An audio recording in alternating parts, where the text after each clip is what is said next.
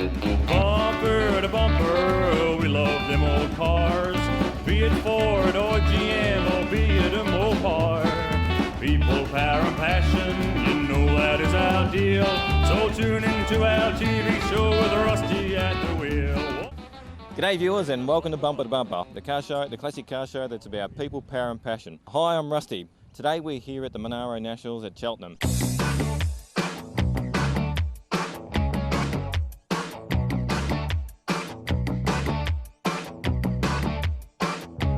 G'day Rusty, Brendan, thank you. Mate, now this is a little bit of a different car. This is a VE Monaro, or is it a Ute? Please give us the whole rundown about the whole car, mate. Okay, it started off as a HSV Maloo Ute and I've converted it into a Monaro through Waddington's. They've done the work for me. So it's a brand new car, it's only done 2,500 Ks. So technically it is a 2011 VE Monaro. Right. Why would you want to cut down a brand new Maloo that's only done 2,500 Ks? Look, I got it at the right price and I bought it with the intention of doing this. I've always been into my cars and bikes and this is something I really wanted to do. I wanted to do something that was uniquely mine, and the Ute was chosen for a lot of definite reasons, and really happy with the way the final project turned out.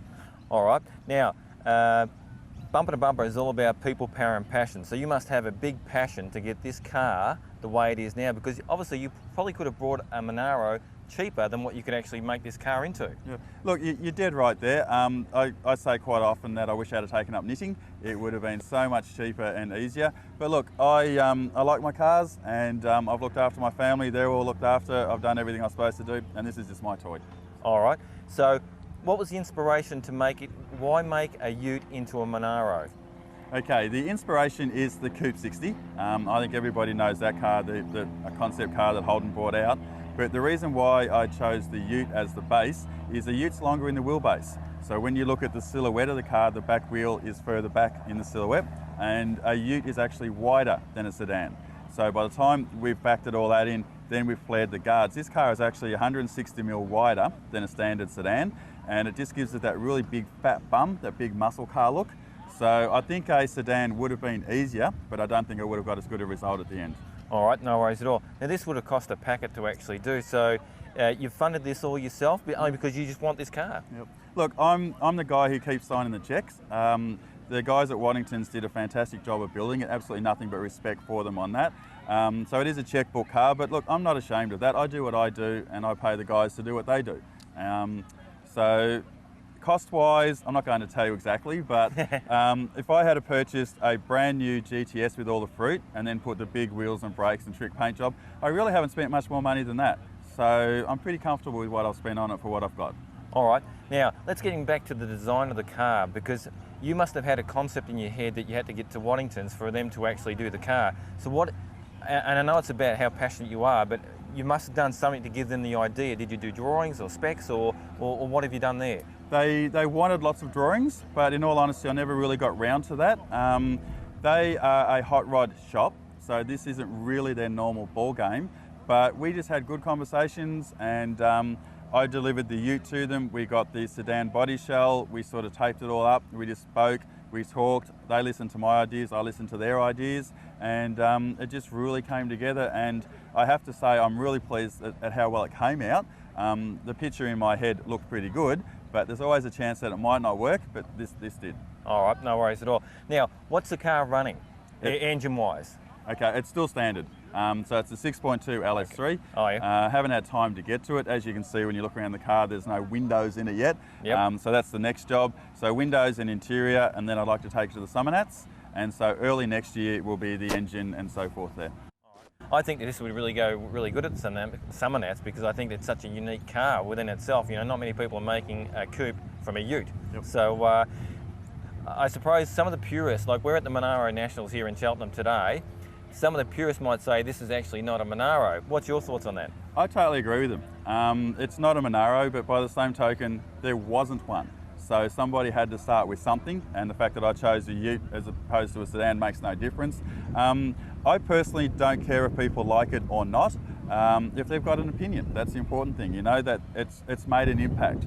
So it's my car, I built it the way I wanted to build it, and so far nobody has actually said that they don't like it. So, fingers crossed. So from we're probably about 2 or 3 hours into the car show today so far. You've had a lot of people looking at the car? I've had a lot of people. As I say, I've been shaking lots of hands and kissing lots of babies. So I've said the same story over and over, but that's cool. I love talking about my car. That's one of the reasons why I built it. I'll take the time to chat to anybody. Yeah. Okay, no, I think it is a unique car. You're probably about halfway through the project. Tell us a little bit where you are at the project now and how long it will take for you to finish this car. Look, I honestly think I'm 75%, 80% through the project. That once the windows go in, the trimmer will finish off inside very quickly. Yeah. And then essentially the car is done if I want it to be. But at the moment it's still standard running gear, so I've got to do something engine-wise to match the rest of the project. But even that in itself shouldn't be more than maybe a month. So the car's been in the build for a year. Obviously Christmas will slow me down. So I'd like to say that I'll have it drivable and presentable by Christmas. The rear bumper. The rear bumper is a $2,500 piece that ended up costing me 10 grand to get fitted to the car. 10 grand? We had to cut it into that many pieces to stretch it and shape it to fit the Ute. As I've already said, the Ute's wider, and then the plastic wouldn't weld properly and it had to go in and out and back and forth, so that was a real nightmare. So I've questioned myself, should I have started with the sedan? And cost-wise, probably yes, but finished project, no. So once again, I'm happy with what we've done and what we've turned out with. Yep. Why have you gone black fibre on this and rather than, let's say, maybe a GDS stripe or something like that? Yeah, look, it is boy racer and the racer look, but carbon fibre is sexy stuff, and I wanted carbon fibre, and obviously the vinyl wrap is a cheaper way of doing it. And when we decided to go with such a bright car, I wanted to two-tone it, but I also wanted to do what everybody says and do something different. So this was just doing something different.